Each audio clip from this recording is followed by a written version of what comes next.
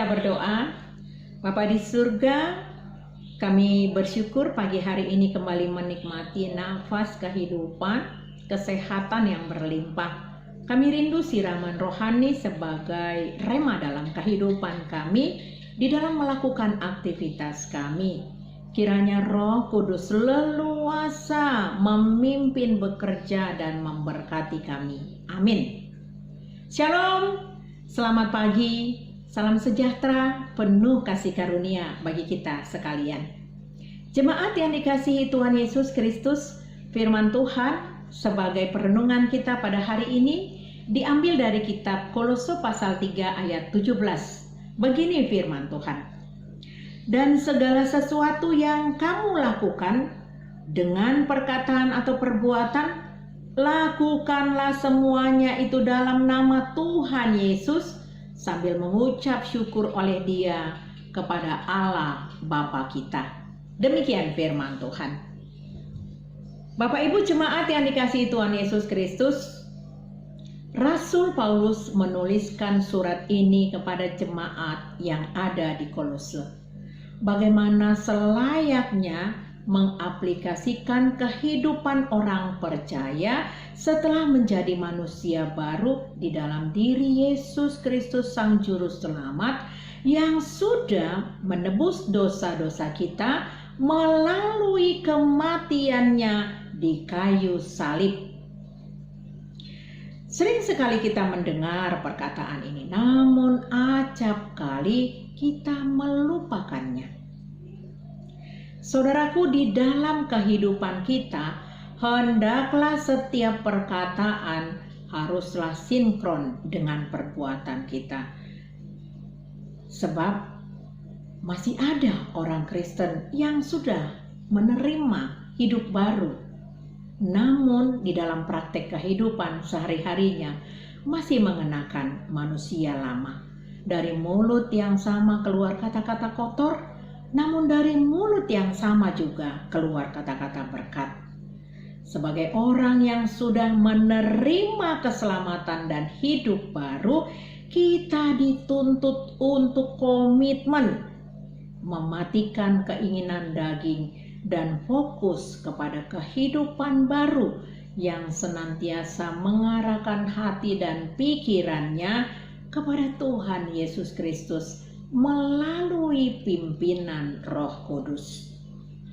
Paulus menjelaskan kepada jemaat bahwa ada dua keinginan di dalam diri manusia yang saling bertentangan, yaitu keinginan daging dan keinginan roh.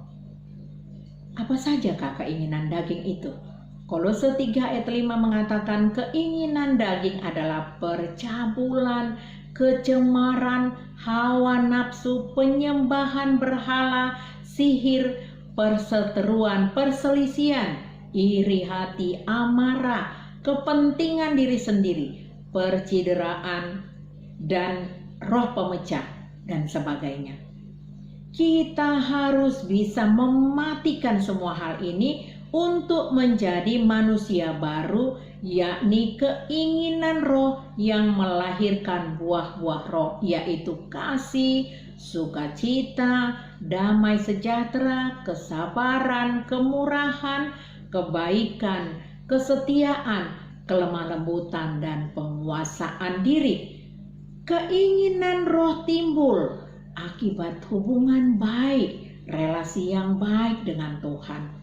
Tidak ada hukum yang menentang hal ini.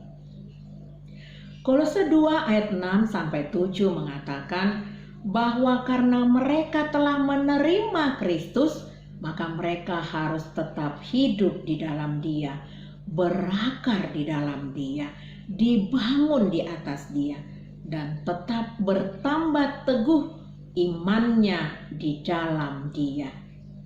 Saudaraku yang diberkati oleh Tuhan, tidak dapat disangkal bahwa sering kali tingkah laku dan karakter kita di lingkungan kita, baik kepada pasangan kita, kepada anak kita, kepada orang tua kita, ataupun kepada asisten kita yang ada di rumah, juga terhadap karyawan-karyawan kita.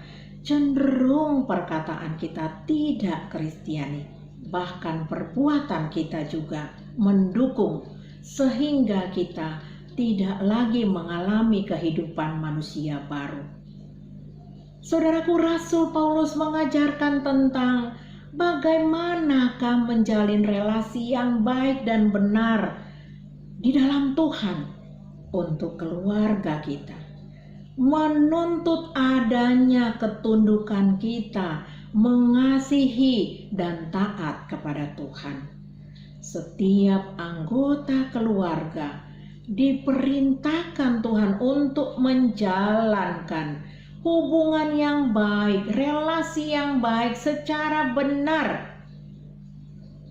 Bangunlah keluarga kita dengan relasi yang benar, berlandaskan kehidupan yang erat dengan Tuhan, yang diekspresikan melalui ketekunan di dalam berdoa, lalu berjaga-jaga sambil mengucap syukur, hidup penuh hikmat kepada orang lain, mempergunakan waktu yang ada, serta senantiasa menghiasi perkataan kita dengan kasih. Saudaraku, mengapa kita harus menyebut nama Tuhan Yesus dalam melakukan segala sesuatu yang kita lakukan ataupun yang kita perbuat, seperti yang dikatakan oleh firman Tuhan pada hari ini? Kita tahu bahwa nama Yesus adalah nama yang sangat luar biasa. Jika kita menyebut nama Tuhan dalam segala perbuatan kita, maka kita sesungguhnya telah melibatkan Tuhan Yesus dalam segala aktivitas kita.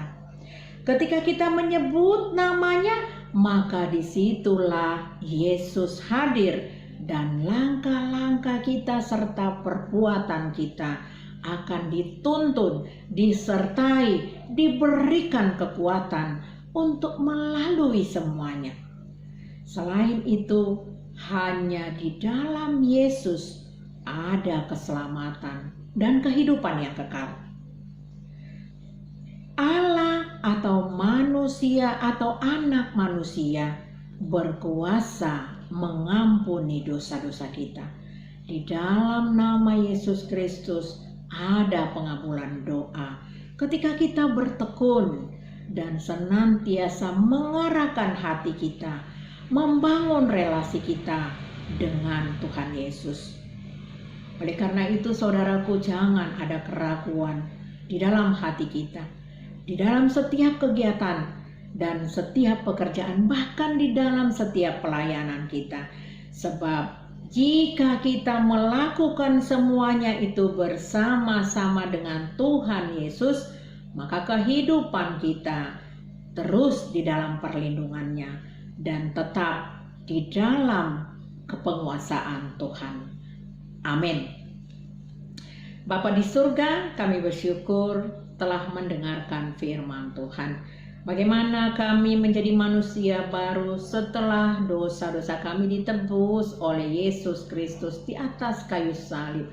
Darah-Mu yang tercurah menyelamatkan kami, ya Bapa, sehingga kami bukan lagi menjadi manusia lama yang penuh dengan dosa, tetapi kami sudah dianugerahkan, dikenakan manusia baru, pakaian baru yang senantiasa dituntut untuk hidup baru lewat perbuatan dan perkataan kami.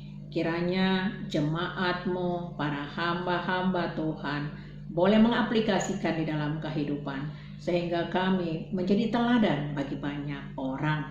Berkatilah saudara-saudara kami yang sakit, Engkau menjamah menyembuhkan. Saudara-saudara kami yang berduka, Engkau hibur. Saudara-saudara kami yang mengalami pergumulan hidup, baik itu pekerjaan, baik itu persoalan rumah tangga, keuangan, ekonomi, Tuhan yang memulihkan mereka. Kiranya nama-Mu yang kami muliakan. Amin. Kasih karunia dari Tuhan Yesus Kristus dan kasih dari Allah Bapa serta persekutuan dari Roh Kudus kiranya memberkati kita sekalian. Amin. Selamat beraktivitas, salam sehat, Tuhan Yesus memberkati.